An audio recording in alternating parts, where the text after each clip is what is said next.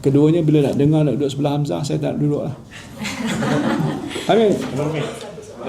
Tan Sri Muhyiddin Yassin mengakui janggal untuk duduk bersebelahan dengan Datuk Seri Hamzah Zainuddin di Dewan Rakyat, terutama selepas ahli parlimen Laru itu menamakan beliau sebagai musuh nombor satu.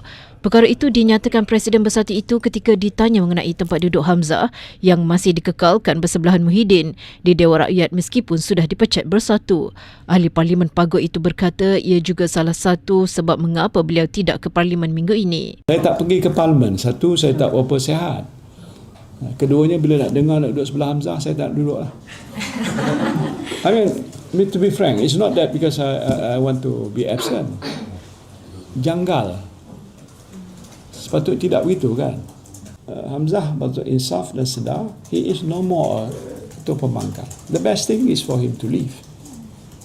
Beritahulah dia, you gang back dia.